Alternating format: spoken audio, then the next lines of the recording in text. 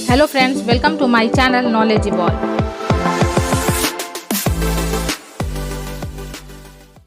Intermediate के आधार पे शिक्षक नियुक्ति में आए हैं, उनको मिनिमम 50% मार्क्स होना जरूरी है। इसमें कहीं से भी कैटेगरी के लिए ओबीसी एससी एसटी के लिए 45% नहीं किया गया है। आप इसको लिए रेफर कर सकते हैं नियमावली 2012 की, शिक्षक नियोजन नियमावली 2012 की आप रेफर कर सकते हैं, जिसमें 50% मार्क्स होना जरूरी है। कई कैंडिडेट्स ने, अभी भी मैं देख रहा था मैसेज की, उन्होंने लिखा है कि डीएलएड करने के लिए एससी एसटी ओबीसी महिलाओं को 45% मार्क्स दिया गया है। इतना ही नहीं, एनसीटी ने भी उसको मान्यता दिया है। तो वो उसका यह रिप्लाई है कि चूंकि एडमिशन के लिए यह मान्यता दिया गया है तो ज़रूरी नहीं है कि नियोजन की जो यहाँ शर्त है उसको भी उसमें ढिलाई की जा सकती है या कम किया जा सकता है। सो आप समझ गए होंगे कि इसके लिए जो मिनिमम 50% है। हाँ, रही बात नेक्स्ट फेज में क्या होगा, क्या होना चाहिए, यह डिसीजन सरकार द्वारा, विभाग द्वारा किया जाएगा कितना परसेंट होना चाहिए। अभी तक जो नियमावली है 2012 की, उसमें 50% है, लेकिन जिनका 50% कम है, आप सब जानते हैं कि इसके लिए ग्रेजुएशन के आधार पे, ग्रेजुएशन करने के बाद, स्नातक करने के बाद, अगर उसके आधार पे आप लोगों ने शैक्षणिक प्रमाण पत्र प्राप्त किया है, डीएलएड हो या बीएड हो, तो आप इसके लिए एलिजिबल है, भले आपका परसेंटेज कम हो इंटरमीडिएट में। आई होप कि आप समझ गए होंगे। बहुत सारे सर्टिफिकेट को लेकर, मैक्सिमम जो एस्पिरेंट्स हैं उनकी समस्या सर्टिफिकेट को लेकर है। बहुत सारे डीएलएड जो किए गए हैं, 13-15 के सेशन है या कई सेशन है जिसमें कि डीएलएड ओडीएल हुए हैं, बिहार विद्यालय परीक्षा समिति द्वारा की गई है, जिसमें कि प्रोविजनल सर्टिफिकेट इशूज नहीं हुए हैं। तो उसके लिए विस्तृत गाइडलाइन दिया गया है और सभी जिला शिक्षा पदाधिकारी को इस बार निर्देशित किया गया है कि उनके मार्कशीट ही मान्य होंगे, इसके लिए आप प्रोविजनल या ओरिजिनल सर्टिफिकेट की मांग नहीं करेंगे। इस बारे में कल हम एक लेटर निकाल के भी बताएंगे कि इसमें एक रिटर्न में भी चला जाएगा कि इसके लिए ज़रूरी नहीं है, आप मार्कशीट ही मान्य होगा। अभी भी बहुत सारे कैंडिडेट से लिख रहे हैं कि 60% तो सीटेट में था, हमारा तो 55 ही है, कैटेगरी में है, महिला है, तो फिर हमारा सर्टिफिकेट जो है वो कैसे आएगा। मैंने पहले ही बोला था 60 से नीचे का स्टेट को यह रिलैक्सेशन करने का पावर था, जिसके तहत रिलैक्स किया गया था। तो उस कंडीशन में आपके डाउनलोडेड मार्कशीट ही मान्य होंगे, इसलिए ज़रूरी नहीं है कि आप ओरिजिनल मार्कशीट आए या प्रोविजनल आए। तो वो भी आप जानते हैं कि इस बारे में निर्देश जो है दिया जा चुका था। जहाँ पर रिजर्वेशन पॉलिसी का उल्लंघन हुआ हो या जहाँ पे शिकायतें आई थी, उन्हीं पंचायतों को समीक्षा के बाद जो है कल, आज निर्णय लिया जा रहा था, कल तक जो है इसमें निर्णय आ जाएगा जहाँ पे रद्द किया जाएगा। पलासिंग में सेटिंग हो रहा है, बिल्कुल नहीं हो रहा है, क्योंकि पलासिंग में लास्ट टाइम अंतिम समय में रद्द किया गया था। इस बार हम लोग देखिए, सेटिंग का जहाँ तक सवाल है, सेटिंग नहीं हो पाएगा, क्योंकि इस वीडियोग्राफी है, माइकिंग की व्यवस्था है, हेल्प डेस्क सेंटर्स हैं, और कोई करता भी है, बाई चांस अगर गलती से किसी ने कुछ लगा भी लिया, तो आप देखे हैं कि जहाँ भी गलती हुई है, जहाँ पकड़ी गई है, उसको रद्द कर दिया गया है। तो कोई चांस नहीं है कि कोई भी इस तरह की प्रक्रिया को कर सके। सुचारू रूप से बहाली की प्रक्रिया, काउंसलिंग की प्रक्रिया चल रही है। अभी जो फाइनल मेरिट लिस्ट आ रही है, उसमें दो तरह की चीज़ें हैं। फाइनल मेरिट लिस्ट जो दिव्यांगजन के साथ है उनका तो आ ही रहा है, और जो फर्स्ट फेज में कैंसिल कर दिए गए थे उसकी तैयारी हो गई है। तो उन नियोजन इकाइयों की भी काउंसलिंग कराई जाएगी। रही भाई दरभंगा, मधुबनी या बाकी ज़िले का, तो एक सूचना आप लोगों के लिए यह है कि हम इस सोशल साइंस के लिए, एसएसटी के लिए डेट जो है अलग कर रहे हैं, और दोनों में, जैसे नगर निकाय में भी और प्रखंड लेवल पे भी। तो मुझे लगता है कि आपकी जो मुख्य जो समस्या थी उसका निदान भी हो गया।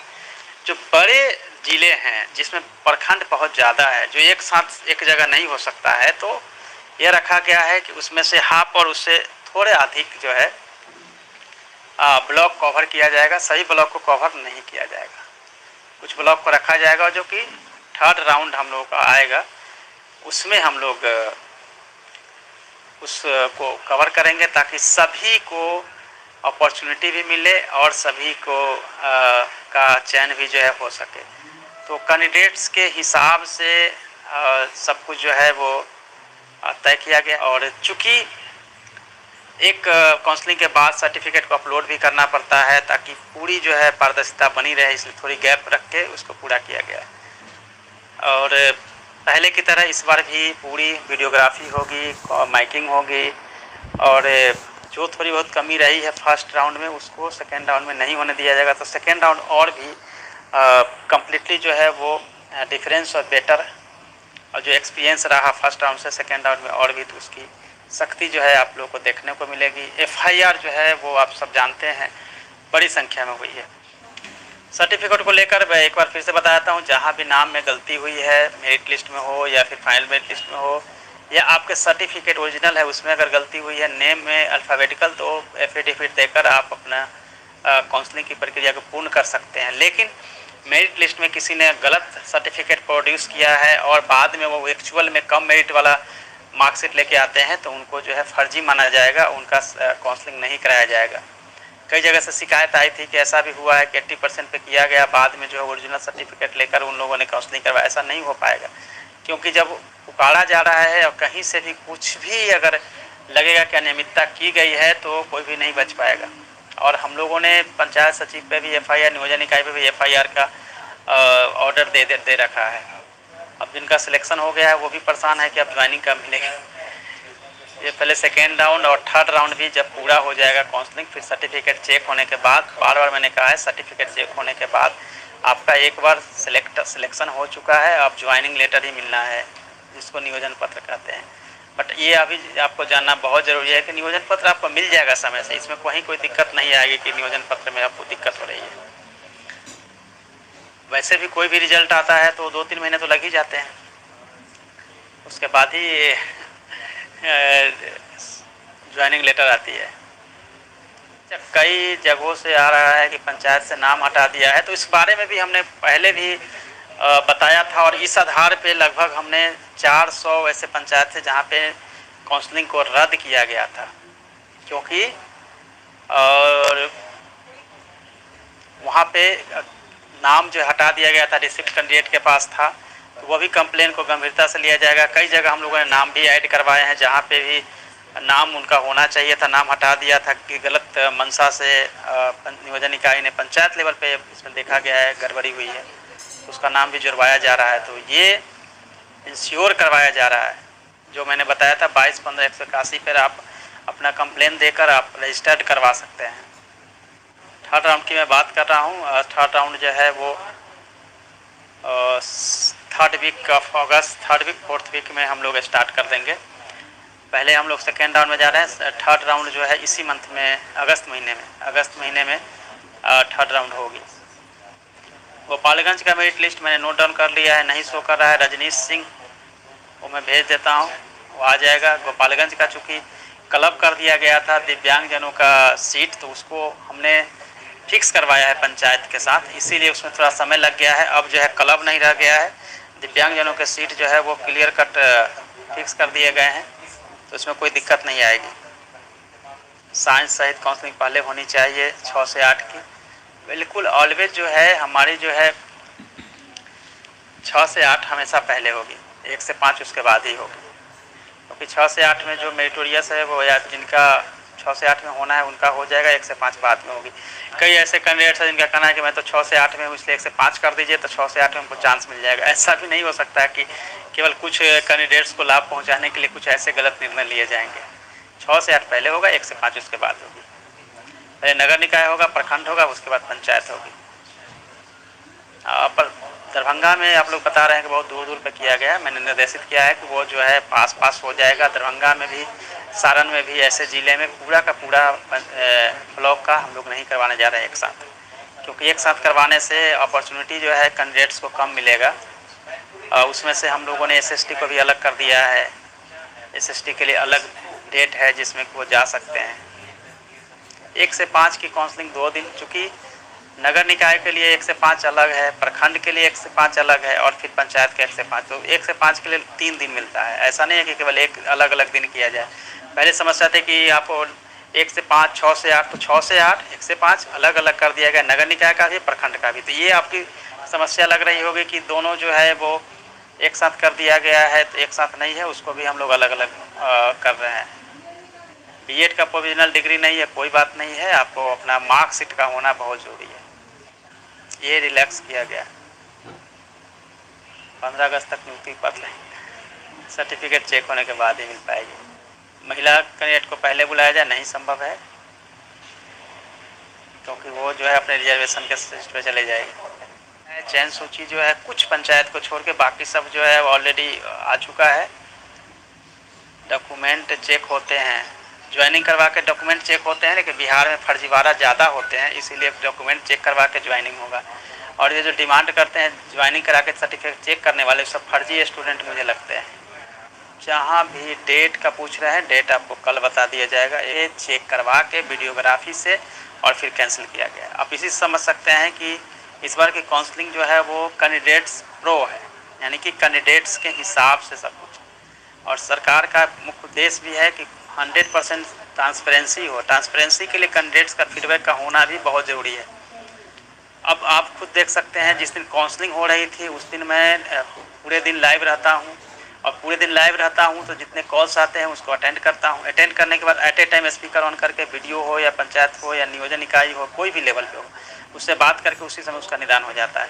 अगर ये मैं ना करूँ तो बहुत सारे लोगों को डर भी नहीं रहेगा पहले नीचे लेवल पे, और बहुत सारे कैंडिडेट्स के साथ अन्याय हो जाएगा, न्याय भी नहीं हो पाएगा।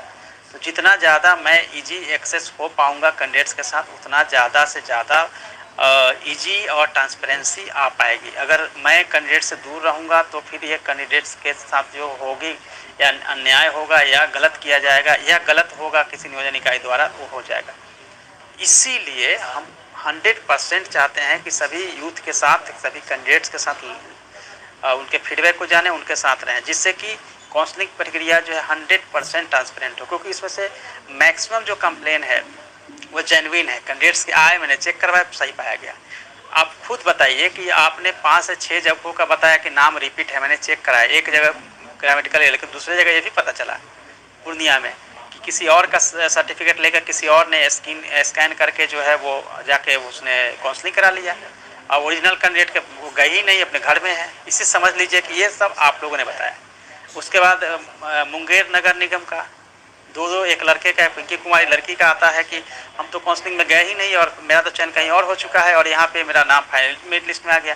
तो इस तरह की जो गड़बड़ियाँ हैं कैंडिडेट्स के फीडबैक से ही पता चलता है। बरहारा में भी ऐसा हुआ, कई जगह हुआ जहाँ पे, और मेरिट लिस्ट आप लोग पूरा का पूरा 16,000 का मेरिट लिस्ट देख लें, चयन सूची देखते हैं, उसमें से निकालते हैं कि ये यहाँ गड़बड़ है, मेरा ऐसा हुआ था, ऐसा हो गया, तो वो कैंडिडेट बताता है। अदरवाइज अगर हम इसको पब्लिक डोमेन में नहीं रखते, अगर नियोजन इकाई के पास ही छोड़ देते, तो निश्चित रूप से गड़बड़ ही होना है। आप देखें, रिजर्वेशन पॉलिसी का पालन नहीं किया कम से कम 20 जगह, तो वो अगर हम छोड़ देते तो वो दबा रहता, और फिर पिछली बार का जो अनुभव उसी की तरह से सबका सब वहीं पे छोड़ दिया जाता और सभी की सभी गड़बड़ी हो जाती है। तो ये पूरा का पूरा कोशिश यही रखा गया था कि गड़बड़ी नहीं हो, और गड़बड़ी तब नहीं होगा जब तक कि हम आप लोगों के फीडबैक को नहीं देखेंगे। कंप्लेन वाले हैं, मैं उस पर फोकस करता हूँ। जिनका चयन हो गया वो तो बहुत अच्छी बात है, लेकिन जिनका चयन नहीं हो पाया उस पर फोकस करके हम इसको देखते हैं। दिव्यांग हूँ, 1 से 5 में उर्दू पे हूँ, समान सीट पे, बिल्कुल। देखिए 2 चीज़ें हैं, एक दिव्यांग है, एक दूसरा कैटेगरी वाले हैं, या फिर जो EWS वाले हैं, या फिर स्वतंत्रता सेनानी वाले हैं, वो सभी के सभी UR के सीट पर लेडी हैं, URF की सीट पर एलिजिबल हैं। एक कैंडिडेट का है कि EWS F हैं, और उनको जो है क्या URF पे जा सकते हैं, URF पे भी जा सकते हैं, UR पे भी जा सकते हैं। वो जो भी कैटेगरी में नीचे है, जिनका मेरिट अगर उस UR के बराबर है तो आप वहाँ के लिए एलिजिबल हैं। कभी ये नहीं कह सकते हैं कि आप कि आप उसके लिए एलिजिबल है। हर आदमी जो है URF के लिए एलिजिबल है, जो लेडी है URF के लिए, और बाकी लेडी भी और दूसरे जो है UR के सीट पे जा सकते हैं। उसी तरीके से दिव्यांग जन के लिए भी यही है कि दिव्यांग के जन के लिए जहाँ सीट फिक्स किया गया है वहाँ पे पहले वो जाएंगे, उनके कैटेगरी में सबसे अधिक नंबर होना चाहिए, उस कैटेगरी में जिस भी कैटेगरी में जाएंगे उस कैटेगरी का सीट उनके लिए रिजर्व हो जाएगा उनके सिलेक्शन बाद। तो ये जो है, मैंने पहले भी कहा था कि रिजर्वेशन के अंदर रिजर्वेशन नहीं होगा, लेकिन ऐसा है रिजर्वेशन के अंदर, यानी कि जो दिव्यांग है, दिव्यांग बन के फिर उस सीट को जो है जिस कैटेगरी से वो आएंगे उस कैटेगरी में फिक्स हो जाएंगे। तो आई होप कि आप लोग समझ गए होंगे इस बारे में। स्वतंत्रता सेनानी में भी इसी तरह से नाती पोता पोती के लिए जो है, नाती नतनी पोता पोती के लिए स्वतंत्रता सेनानी है, उनके लिए भी जो सीट जो रिजर्व हैं वहाँ भी यही है कि उनको कैटेगरी का होना चाहिए, तभी वहाँ पे वो अपनी काउंसलिंग के लिए जाए। लेकिन कई बार होता है कि हम गए हैं और बोल रहे हैं कि एससी के लिए, एससी या एसटी के स्वतंत्रता सेनानी या दिव्यांग के लिए है। पहले डिसाइड नहीं हो सकता है कि वो किसके लिए है, लेकिन चूंकि वहाँ पे जनरल का सीट नहीं होगा, बीसी का सीट नहीं होगा, एससी का सीट होगा और फिर वहाँ पे स्वतंत्रता सेनानी के लिए या दिव्यांगजन के लिए रिजर्व किया गया, तो समझ लीजिएगा कि वहाँ पे एससी जो है वहीं उन्हीं को जाना चाहिए, दूसरा नहीं जाएगा। दूसरा जाएंगे तो फिर उनको जो है परेशानी शुरू हो जाएगी। जैसे 5 का 2 से 3 दिन होना चाहिए, लेकिन 3 आपको ज़्यादा मिलने से स्टूडेंट तो एक ही जगह जाने वाले हैं सबके सब। भाषा विषय के लिए क्लियर जो है ऑलरेडी किया जा चुका है। 2012 की नियमावली और अमरजीत सिन्हा सर की जो लेटर निकली थी, उस लाइट में आप सब जानते हैं कि भाषा के लिए आपने टेट में जो भाषा लिया है उसकी अनिवार्यता नहीं रखी गई। 2 लैंग्वेज वहाँ लेना था। भाषा के लिए जो आपका पेपर है या तो ऑनर्स या सब्सिडी पेपर में भाषा अगर रहा है, उस भाषा में भी आप काउंसलिंग अपना या आपने आवेदन दिया हो उसमें करा सकते हैं। ईबीसी में 70% सिलेक्शन हो जाएगा कि नहीं होगा? बिल्कुल हो जाएगा। ईबीसी मेल 70% बहुत है, उसमें आपका हो जाएगा। दरभंगा का सब्जेक्ट वाइज हम करने जा रहे हैं, ऐसी प्रक्रिया कर रहे हैं जिससे कि इजीली जो है वो सब लोग का वहाँ हो पाए, और वो ब्लॉक भी हम कम करेंगे ताकि आपको 20 जगह पे सारण में भी 20 ऐसे ब्लॉक्स हैं, वहाँ भी जाने की ज़रूरत नहीं पड़ेगी। संशोधित शेड्यूल दिया जाए, संशोधित शेड्यूल मिल जाएगा, कल आपको शेड्यूल दे दिया जाएगा। विधा में जो वेटेज है वो सब आप जानते हैं 55% पे ही मिल पाएगा। ऐसा नहीं होगा कि 50 पे या 54.99 भी होगा तो नहीं मिलेगा। 55 होना ही चाहिए। 55 से 70 में 2 वेटेज है, 70 से 80 में 4 है, और 80 से 90 में 6 है, और उसके बाद 90 से ऊपर 10 वेटेज है। वेटेज भी आप लोग जानते हैं और मुझसे पूछ रहे हैं कि वेटेज कहाँ कितना मिल रहा है। 2019 का जो नॉन क्रिमिनल सर्टिफिकेट है चलेगा, आपने पूछा। AWS भी 2019 का चलेगा। एक कैंडिडेट का क्वेश्चन आ रहा है कि उस समय हमने नहीं दिया था AWS, अब हम बनवा लिए हैं, नहीं चलेगा। 2019 में आपने आवेदन किया था, उसके साथ जो आपका भरा था या उस समय सर्टिफिकेट दिया था वो होना चाहिए। वो होना चाहिए मतलब वो सर्टिफिकेट ना हो गया हो, it's okay, no problem, but उस समय आपने दिया था या नहीं दिया था, क्योंकि उसमें लगा रहेगा जीरोक्स कॉपी। AWS में भरा था तभी मिलेगा AWS का लाभ, अदरवाइज नहीं मिलेगा। ये दूसरे कैटेगरी के लिए भी वही है। 2019 में आपने सर्टिफिकेट दिया है तभी हो पाएगा। कहीं भी आपसे कैरेक्टर सर्टिफिकेट, एडमिट कार्ड, ये सब नहीं मांगा जाएगा। ये क्लियर कट मना किया गया। क्या सर्टिफिकेट मांगा जाएगा? 3 तारीख को जो हमारी लेटर डिटेल्स निकली थी उसमें लिखा गया है, बस उतना ही मांगा जाएगा। रही कोई अगर 100 नंबर ले लेता है कंपोजिशन में, तो सब लोग ग्रेजुएशन में हिंदी ले लेते हैं तो हिंदी से चले जाएंगे, ऐसा नहीं होगा। सब्सिडी में मेन सब्जेक्ट में होना चाहिए। जनरल सब्जेक्ट है, जनरल सब्जेक्ट में होना चाहिए, या सब्सिडी में या फिर ऑनर्स पेपर में।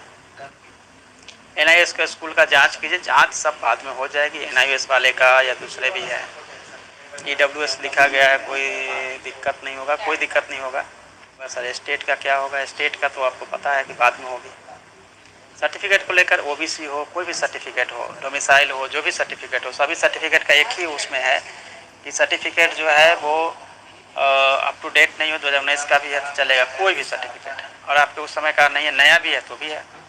EWS किसी का 19 का है, 20 का है, 21 का है, किसी ने कहा कि आप इसको लिख के बोल दीजिए। अरे मैं ऐसे ही बता रहा हूँ कि 3 साल के सर्टिफिकेट आप लेके जा सकते, 3 साल में बना के रखा है। तो जनरली होता है कि 1 साल के बाद फाइनेंशियल ईयर में समाप्त हो जाता है, लेकिन इसमें यह है कि फाइनेंशियल ईयर में समाप्त हो जाता है तो चूँकि 2019 की बहाली है उसमें सर्टिफिकेट दिया वो भी मान्य होगा।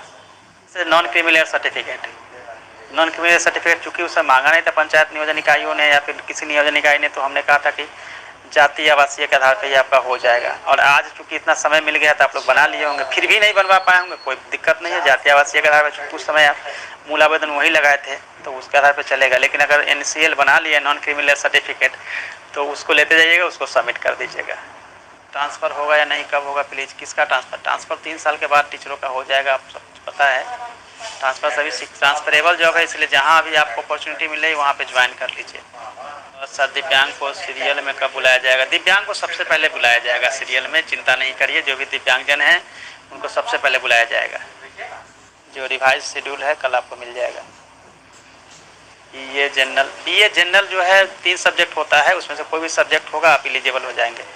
तो BA जनरल में ऐसा नहीं होगा कि आप ऑनर्स नहीं, कई जगह लोगों को ऑनर्स नहीं था इसलिए लौटा दिया गया, क्योंकि पता ही नहीं होगा उनको कि ऑनर्स के अलावे भी बहुत सारी यूनिवर्सिटी है जहाँ केवल और केवल जनरल 3 सब्जेक्ट लेकर जनरल से उनको ये ग्रेजुएशन की जाती है, तो वो भी क्लियर कट है।